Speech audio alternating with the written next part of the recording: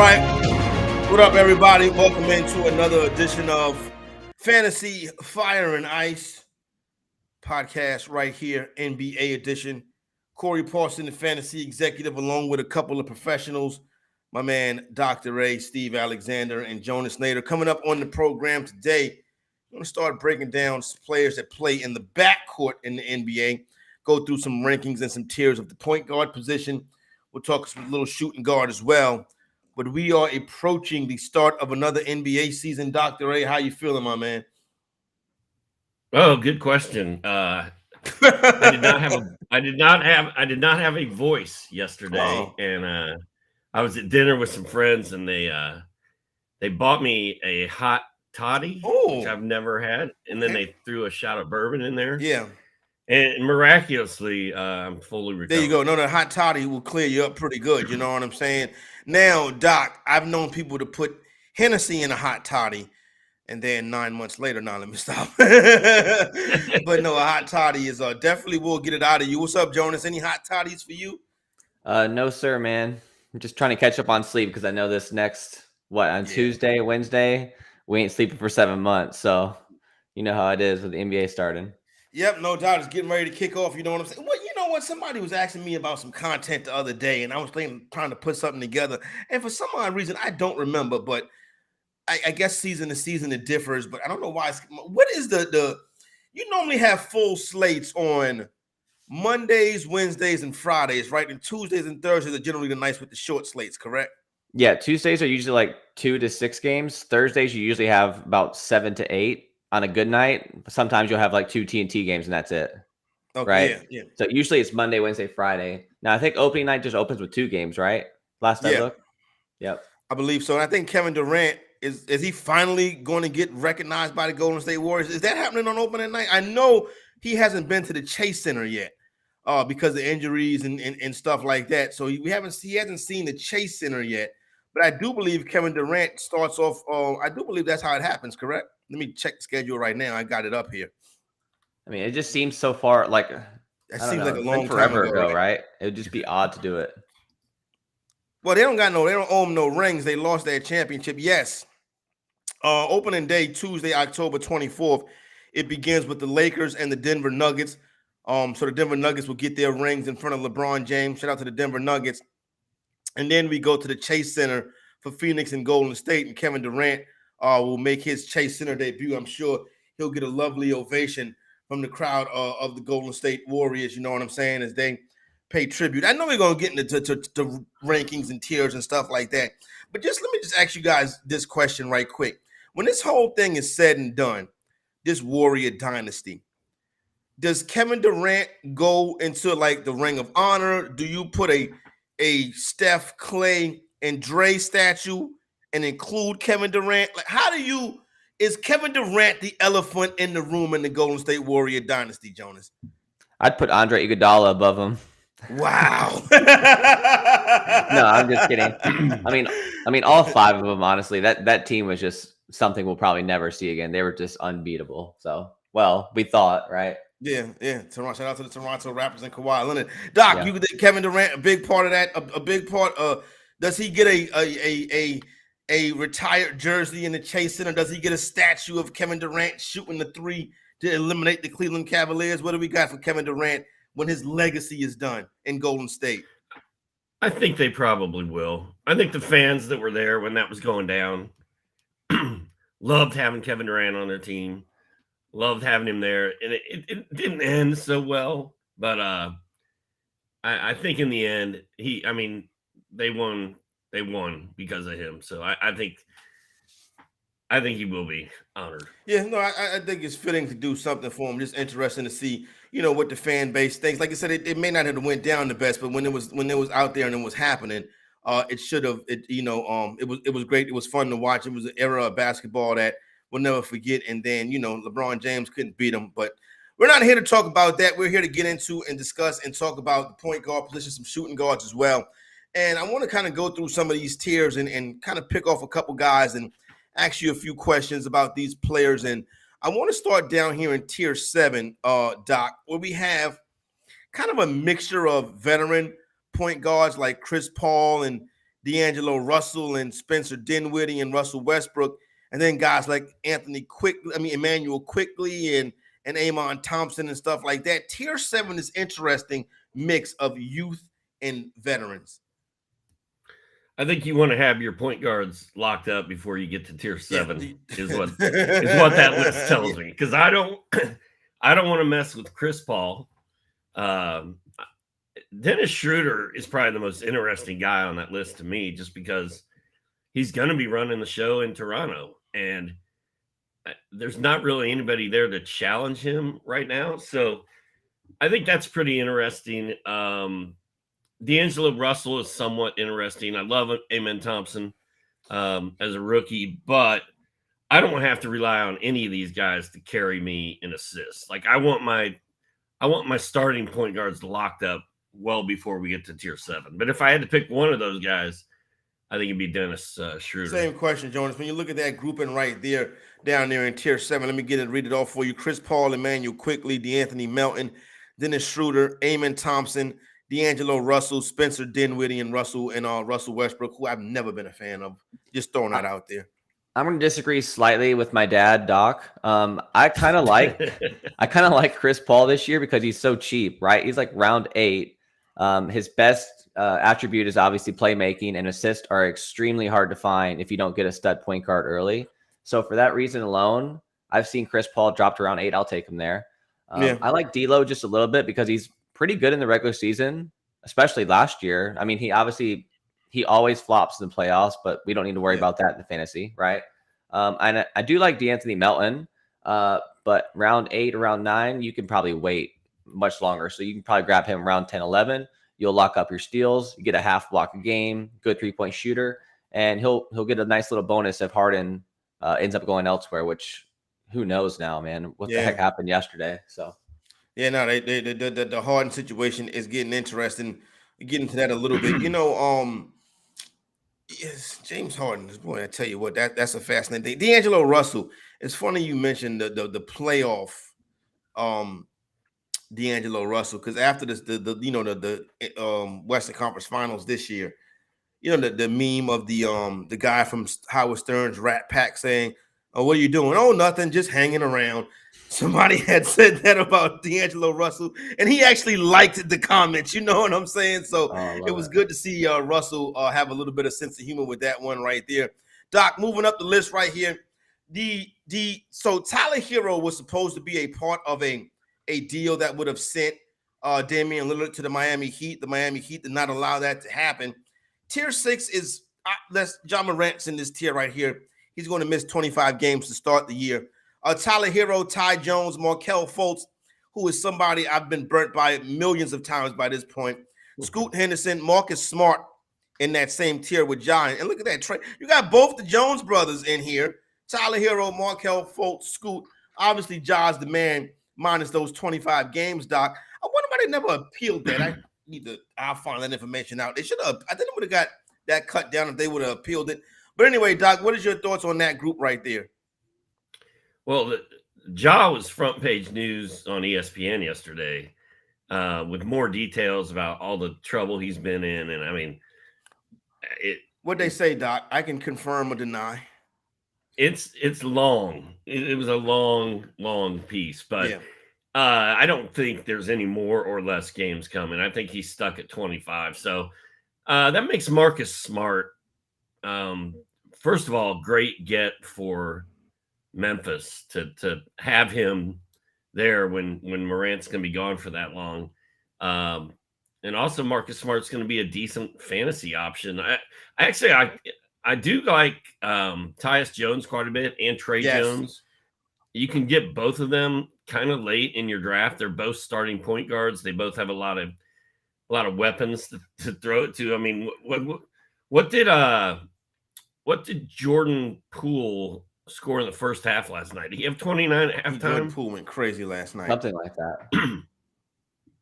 Yeah, so that's who Tyus is going to be playing with, and then Trey's got Wemby to throw it to. So I like both of those guys down here in this tier. And then Tyler Hero, I think, is going to be a big part of what the Heat do. So, and if you can sit on Ja Morant, more power to you. But I don't think in most leagues you're going to be able to put him on your IR.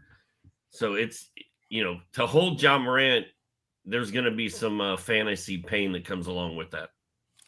In 27 minutes, Poole scored 41. Now he did go crazy, Jordan Poole.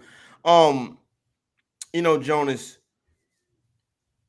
well, put it like, so as far as John Morant goes, the apple doesn't fall from the tree. I'll just say that.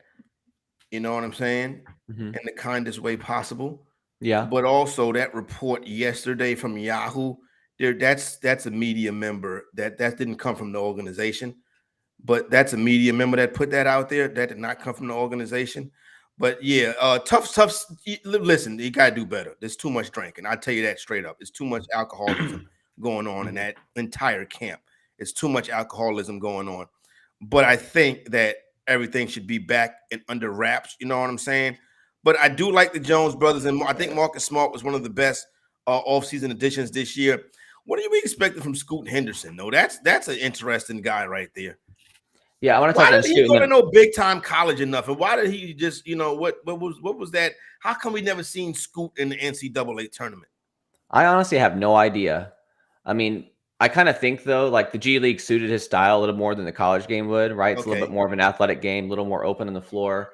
And that's what we're going to see. Like outside of his mid-range game, his jumper right now isn't ready. I think that's fair to say, but he's just an explosive athlete in the mold of like a young Derrick Rose. We're going to see steals right away. We're going to see plenty of assists, plenty of dunks. I think his field goal percentage will be slightly higher than people are expecting just because he's just going to try and score in the paint every single time, right? Yeah. So I think he's going to shy away from jumpers early on, which is fine. I mean, fantasy owners don't care. But I like Scoot Henderson. I don't think he's going to be like a top 100 guy right away just because of the efficiency concerns, like turnovers and stuff like that. But you telling me second half of the season, I think we could see a really, really nice breakout for him. And the only thing I didn't disagree with here is Markelle Fultz, I think, should be maybe in tier 5. Really? Maybe I'm higher on Fultz than others, but do I need to go back to Markelle Fultz again? I don't know. He's good, man. He was really good last year. The Magic are improving. He's got so many weapons. He got Wagner with him. Fultz led the team in touches last year, 66 touches per game. All of his advanced metrics were through the roof. He started shooting threes at the end of the year with confidence. Free throw shot is improving. I like Markelle Fultz a lot. Yeah, that shoulder, looks like that shoulder finally did improve, you know what I'm saying, after that incident that will keep between the three of us. Looking up this draft board and going to tier 5, man, Doc, it's a lot of people that's really in love with Josh Giddey. This tier includes Holiday, Murray, Giddey, Anthony Simons, Scotty Barnes, and Tyrese Maxey. I think today's point guard in the NBA, your float game has to be on point. And this is a pretty good float game tier right here, with Murray, Giddey, Simons. Simons is still working on his. Tyrese Maxey has almost mastered it, you know what I'm saying? But I think this tier right here, you can find some value. It's an interesting collection for tier 5, and I'm not sure Giddey should not be in a higher tier than this, like maybe 4. Shadows.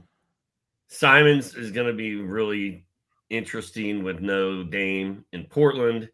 Maxey with this whole James Harden hanging out in Houston and not even being with the team when the report from over the weekend was Harden was going to play tomorrow night against the Hawks.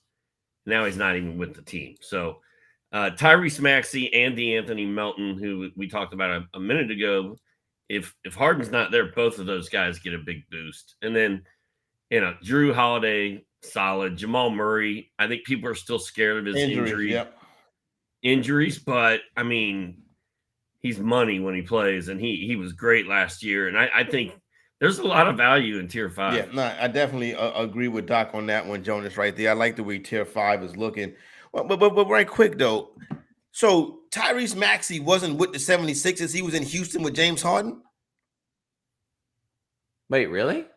Is that what you're saying? Wait. I thought that's what you said. No, James Harden. Was Oh, in I thought you said Tyrese Maxey was down there. What? I'm about to say, I would have been like, you got to get your butt up here, son. Yeah, please You leave can't him be alone. out there with James. Okay. Harden is away from the Yeah. team. Maxey is with the team. Got it. Okay. And Maxey is going to ball out if Harden No is doubt. not there. Also, you know, if you're watching live with us, you can follow along on these tiers. It's one of the columns. Just go to sportstopia.io and click on NBA, and then go to the second page. I think it's right there. All right, cool. Yeah, that's where the content resides right there. Thanks for clearing that, getting that out there for them, Doc. Jonas, what do you think of this tier 5 group right here with Holiday, Murray, Giddey, Simons, Barnes, and my guy Tyrese Maxey? Man, speaking of Maxey, last year, 13 games without Harden, he was at 25 points, 5.4 assists, and 3.8 rebounds. He's just going to eat. Now, I knocked him down around when I heard that Harden was going to play again for the 76ers, but now, what's going to happen now, right? Yeah. What is going to happen? If I'm Nick Nurse, I'm like, can we get this figured out before the season starts? Because I really don't need this guy tanking this opportunity. You know what I'm saying? Now, what I would like to see happen is I would like for Daryl Morey to make this very painful on James Harden. I'd like to see him just chill. Be like, I'll trade you when I get a deal that I like, but I'm not going to bust my butt to make sure you're happy. And I mean, you stay at home and watch it on the couch. He's a free agent next year. Harden's not going to get the money he wants next year. I understand that, Doc, but you know, he did opt out when he could have got that money. That's still, like, I can see both sides here. Now, I understand promises are broken, you know what I'm saying?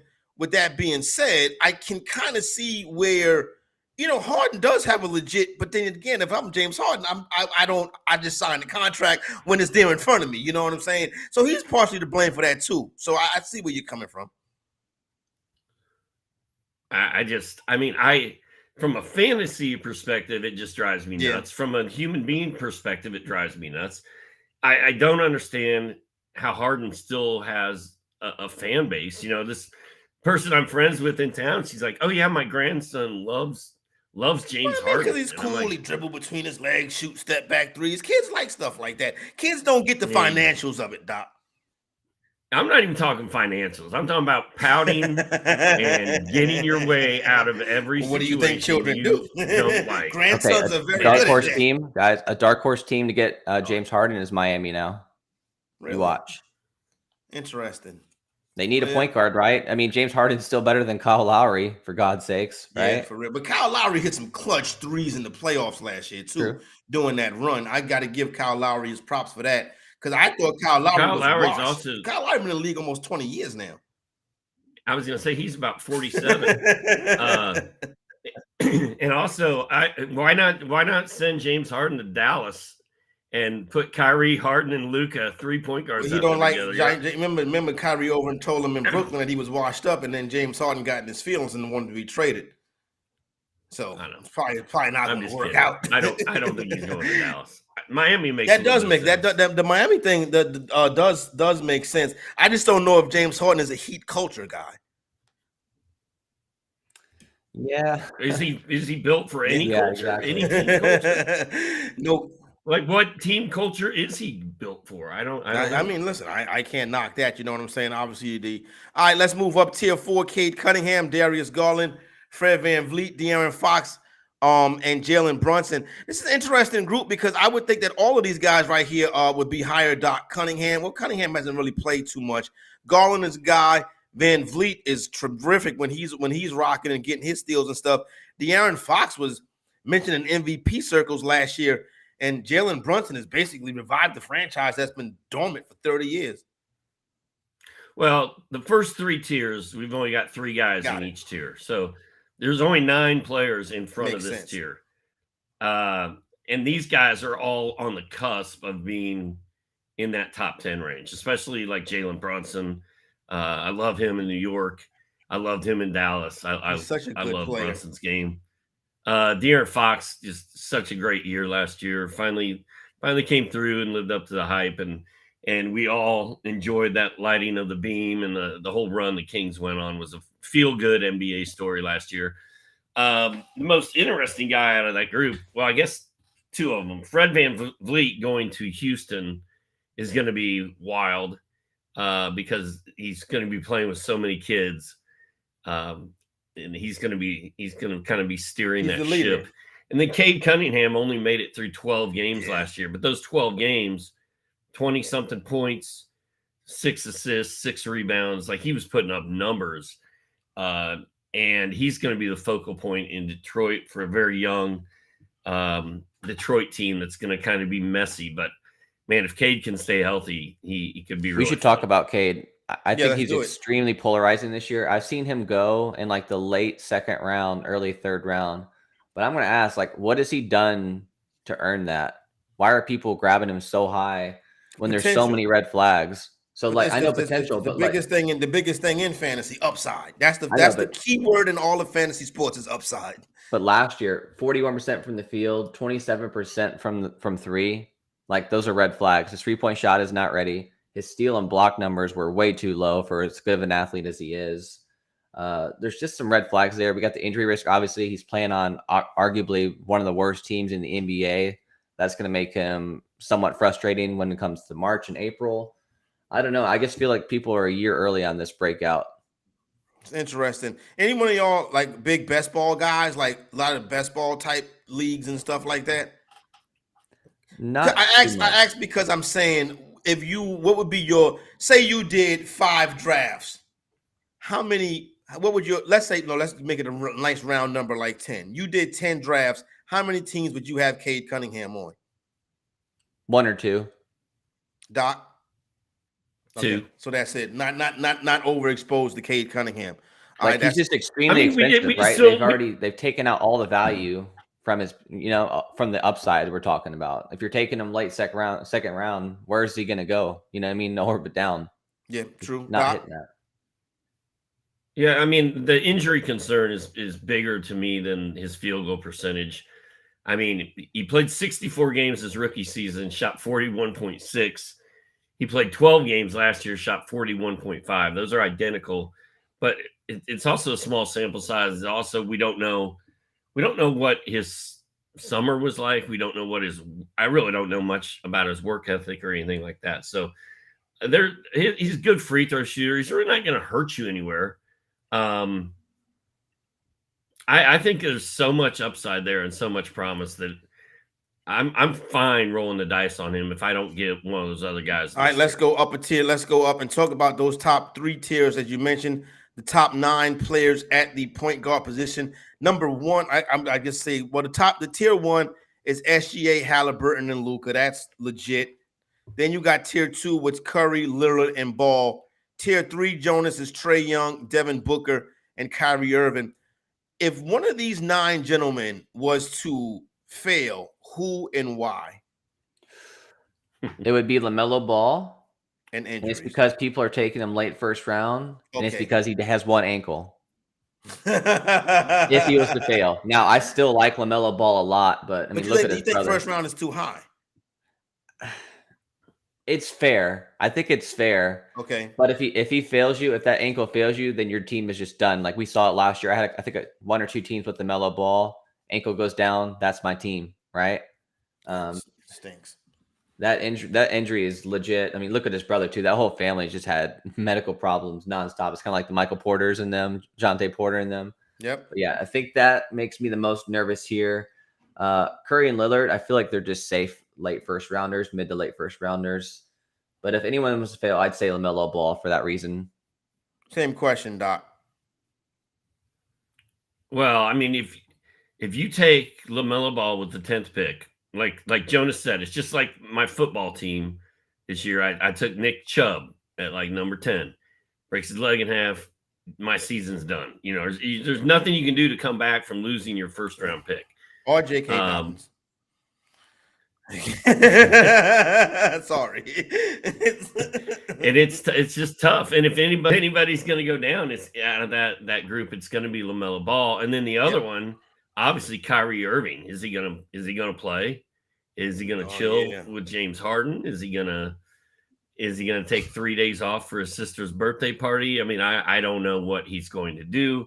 I don't know who him and Luka are going to pass the ball to, because that Dallas roster is messy and Doesn't look very good to me. So, and at some point, Luka, I think is gonna be like, y'all need to either get me talent in here right now or get me out of here, trade me.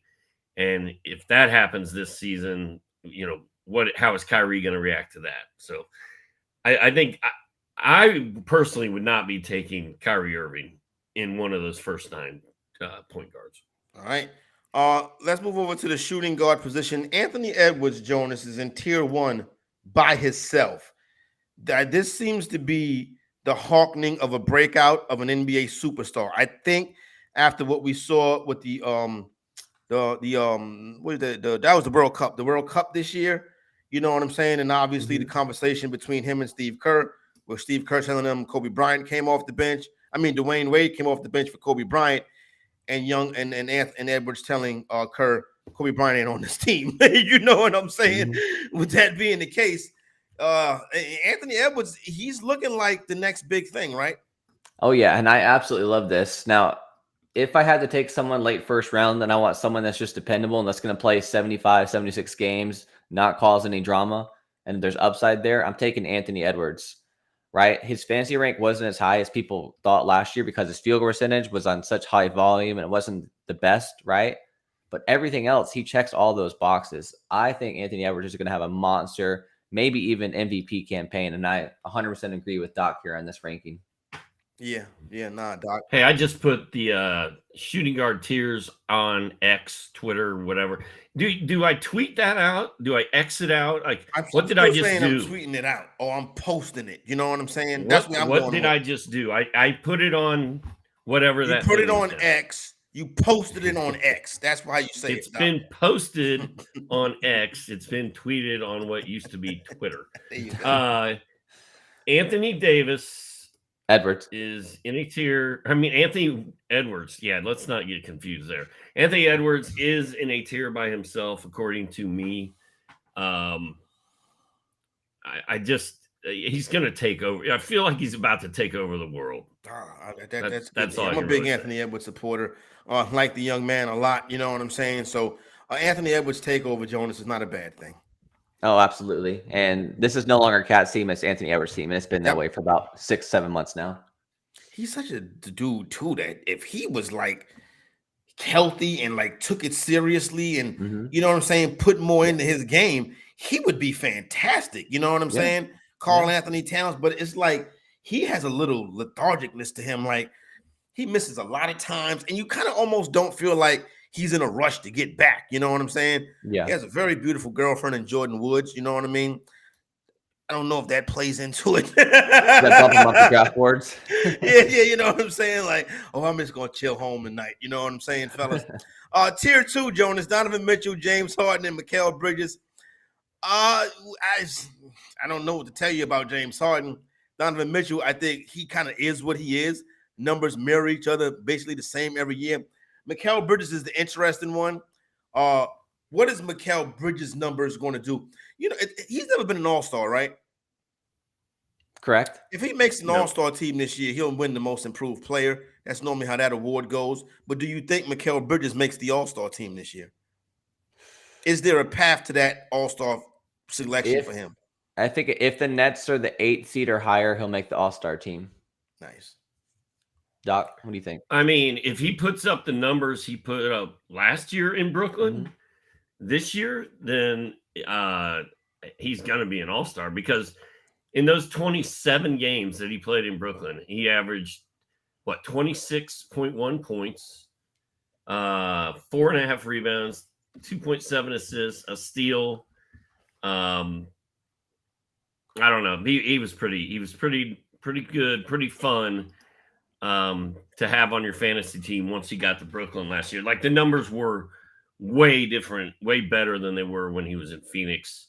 And I feel like he's going to take a little bit of a step forward this year. Also, I kind of feel like he's probably being overdrafted at this point. I don't think I'd really I don't think he needs to be reached for in round 2, and that's really what's happening in almost every draft I've seen. I'd rather get him in round 3, but got it. He's exciting enough that there's tons of upside there. Let me counter that. He's never missed an NBA game. For that reason, to me, he's a second rounder. That'd be my case. He's never missed a college or a high school game either. That's right. Yeah. Wow. Your best ability is your availability, you know what I'm saying? And that'll take you a long way. All you got to do is show up, you know what I'm saying? Well, that's a good point, Jonas. I didn't mention that, but yeah, this guy is hell-bent and determined to play all 82 games again this season. That's his number one goal, is to play in every game. And he's the only guy in the NBA who thinks that way. So exactly. Given that and today and load management and all this, like Jonas is right. I mean, it's worth another round or two. Hell, he might be a first rounder after thinking about that. I know somebody is getting ready to miss about 25 games, and the kind of reaction was, I probably was going to miss about 25 games anyway. So there goes that, you know what I'm saying? So that goes to show you that not every player has a 82-game mentality. Jimmy Butler, DeJounte Murray, this is a big tier right here and a very interesting one, Doc. You put these together. I'm going to let you go at this one. We got Butler, Murray, the controversial Bane, Jaylen Brown, Zach LaVine, Paul George, Jordan Poole, who dropped 41 last night, DeMar DeRozan, and Jalen Williams. Go ahead and break down this right here for me, Doc. Well, this tier to me is like there's old, boring guys, and then there's young, up-and-coming, fun guys. I don't really want to mess with Jimmy Butler or Paul George or DeMar DeRozan on my fantasy team. They're just boring.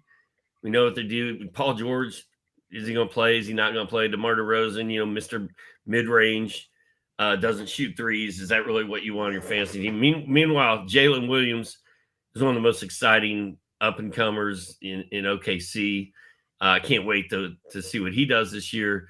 Desmond Bane, I don't know what was so controversial about me taking Desmond Bane in that draft. The numbers speak for themselves last year. He's going to be even better this year with no Ja there, another year under his belt.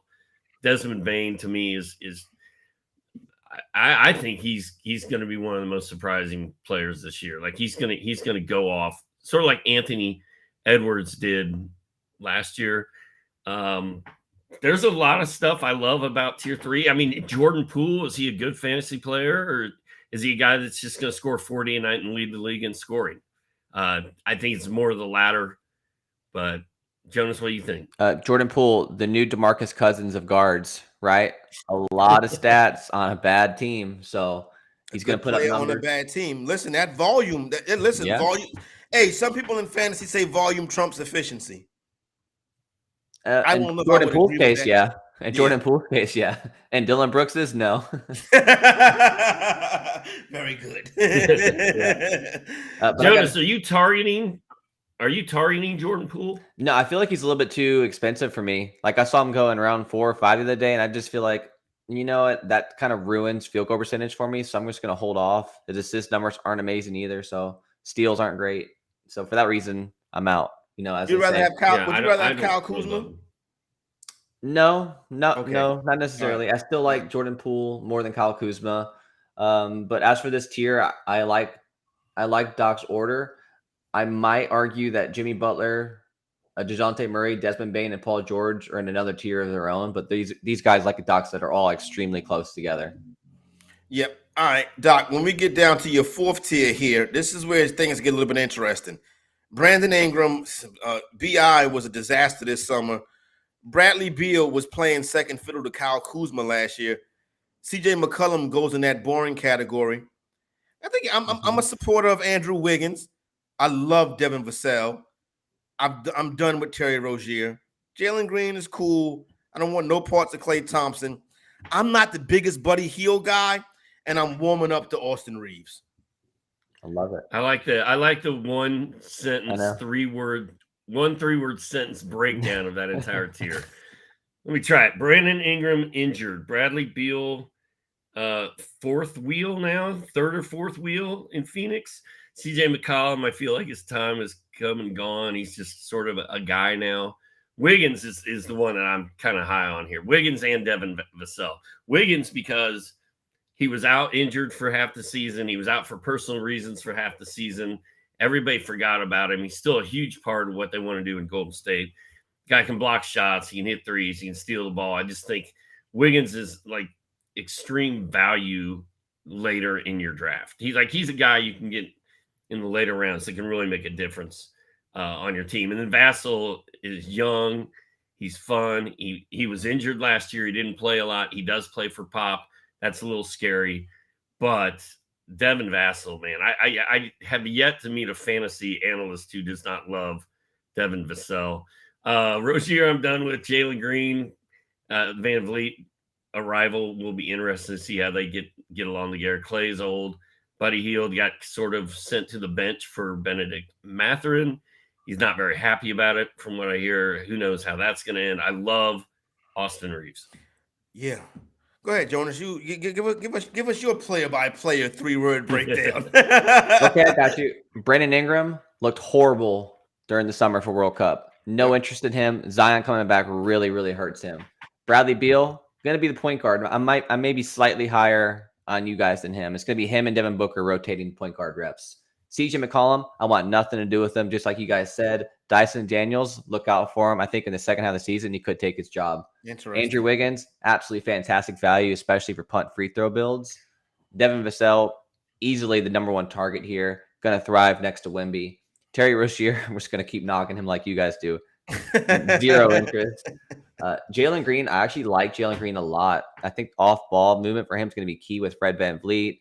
They've been working out together all summer. I'm excited to see the Houston Rockets this year. Klay Thompson, old, washed, don't want him. Extension talks are not going well. That's kind of iffy.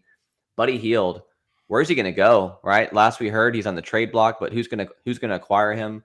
I do like him, though. You can get him round 9, and he can win you three-pointers by himself unless you're playing against a team with Curry.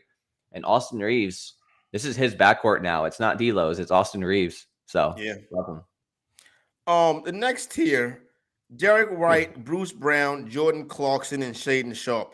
Jordan Clarkson, I went to school down here in South Carolina State University, and at one point they said from entering as a freshman to leaving out as a senior is you see the biggest difference out of any college in the country, right? And then I look at Jordan Clarkson, and I be like, this doesn't look like the same dude that came into the league. You know what I'm saying? I'm like, what happened to Jordan Clarkson? You know what I'm saying? Doc, to me, this is actually Shaden Sharp and Jordan Clarkson, though, to be honest with you. I still like him as a player. I took Jordan Clarkson with my last pick in the ESPN draft day before yesterday. I was kind of excited about it. Like, he's not an all-world fantasy athlete. Like, you don't go out into your fantasy basketball draft and think, man, I've just got to make sure I get Jordan Clarkson tonight. But if he's there late, like, there's nothing wrong with Jordan Clarkson. Shaden Sharp is all upside, most fun guy to watch, the most fun in-game dunker that we have in the league right now. And no Dame, and Portland's going to be bad. Shaden Sharp is going to ball. I love Bruce Brown. He reminds me of like your nickname, the fantasy executive. Like, I kind of feel like Bruce Brown is like the fantasy executive of basketball players. He's just going to play ball on both ends of the floor for Indy. He's going to be a good locker room guy. He's going to be a good mentor to all those kids. They paid him a lot of money. Besides that, he's going to be out. Very similar. Good locker room guy, mentor to younger kids. You know what I'm saying? Paid him a whole bunch of money. $20 million. That didn't happen. And then Derek White was going to be super fun until Jrue Holiday came in and rained on our parade. But Derek White's a great rebounding guard, good fantasy numbers guy. Should be fine. What do you think, Jonas? Yeah, I want to comment on Derek White. I actually still like Derek White, even with Jrue Holiday there, because there is zero depth in Boston right now. Absolutely zero depth. They have two bigs, Horford and Porzingis, and Horford's going to sit, 15, 20 games? Man, they're going to have to go small a lot, and I still think White plays a massive role. Well, it's not like Porzingis is an Iron Man. That's either. True. That's very true. He may sit 35 or 40. I don't know. As somebody who once rooted for the New York Knicks, I can feel you on that. All right, tier 6 is is okay. That's that last tier, Doc. We're not gonna get to that one. You got a It's good a amount bad of people tier in too. there. Tier 6: Josh Hart, Gary Trent, Jaden Ivey, Kevin Herter. Your boy used to be down there in the A. Bojan Bogdanovic. Doc, we're starting to get to some dudes that kind of like. Why is Jaden Ivey in this tier? That's the question. I don't know. Higher on Jaden Ivey And than I feel like we everybody talk else? about.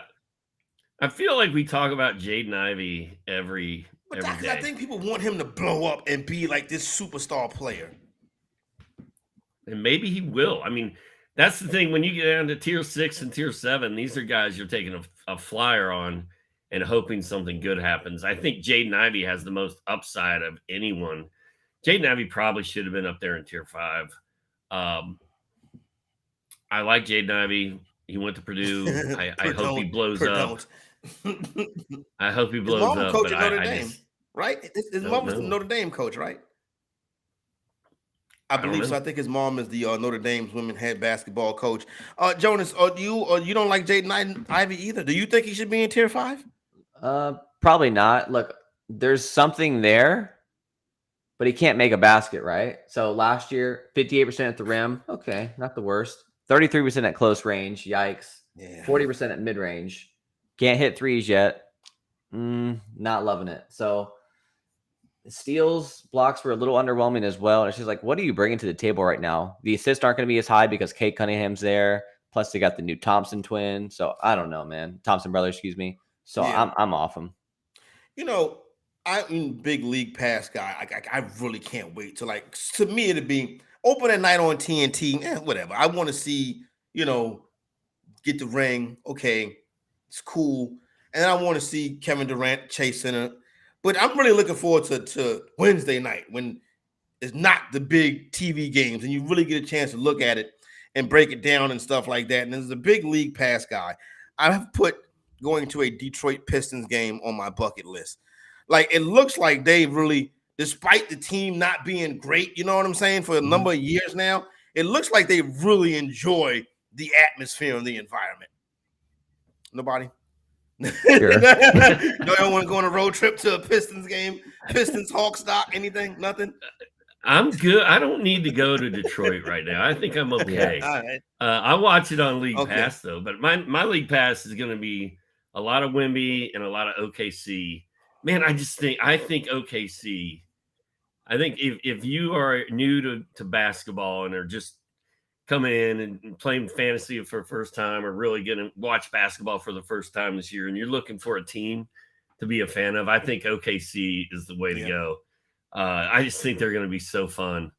And I can't wait to watch Giddy and Jalen and SGA and Chet all out there at the same time, man. It's going to be awesome. So as far as the Detroit Pistons go, they've got a young group of players. They're not going to be good. Like Washington, Detroit, they're both going to be messy, but they're also both going to be fun to watch and see what happens with those guys there. Because there's going to be players on both teams that we don't really know are going to step up that will. I mean, my league pass is going to be a lot of Orlando Magic and Indiana Pacers.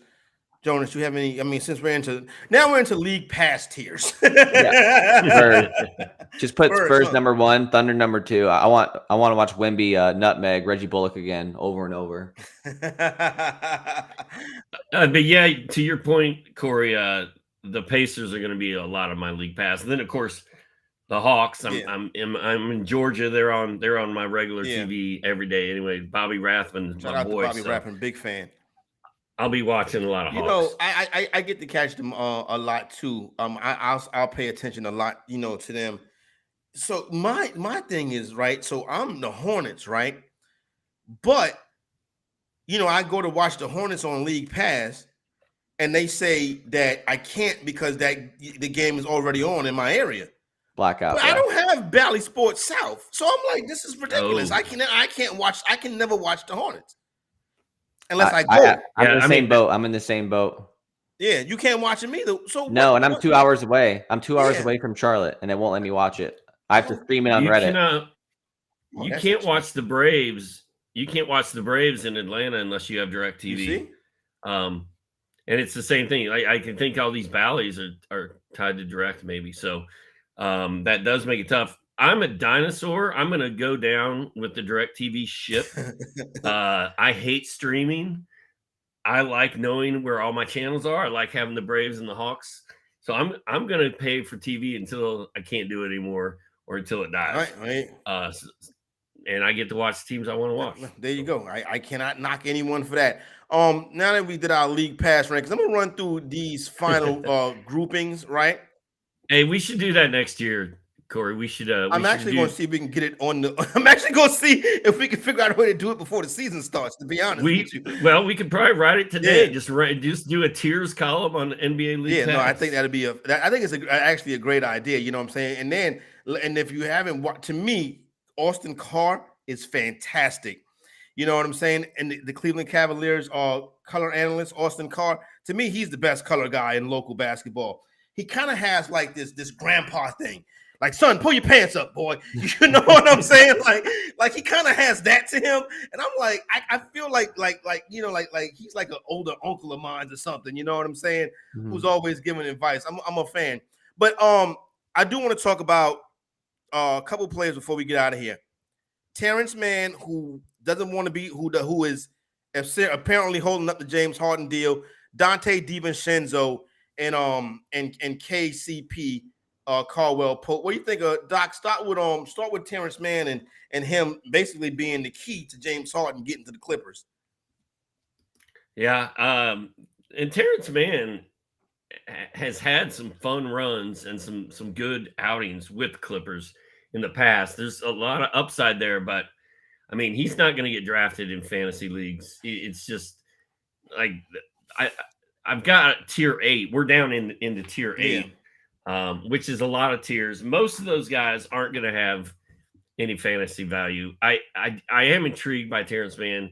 It is interesting that a guy that most casual NBA fans haven't even heard of is holding up the James Harden deal. And I don't know that much about it because I get sick of reading about James Harden and I usually stop after the first paragraph. I feel you. But yeah, it's interesting stuff. Who else did you ask me about? Dante DiVincenzo. Dante DiVincenzo. Right? Yeah, I'm sorry. Yeah, Dante, when he was with the Bucks, man, he was pretty fun, pretty good player. And now Chicago, we got Kobe White. I've kind of become a Kobe White supporter. Kobe White guy. Okay. Oh wait, I got the wrong team. Yeah, Dante's on the Knicks now. My bad. Which I think, Doc, the reason why I asked is because I think he's the kind of guy that would fit in good, and kind of knowing Knicks fans from being one at one point in my basketball watching days.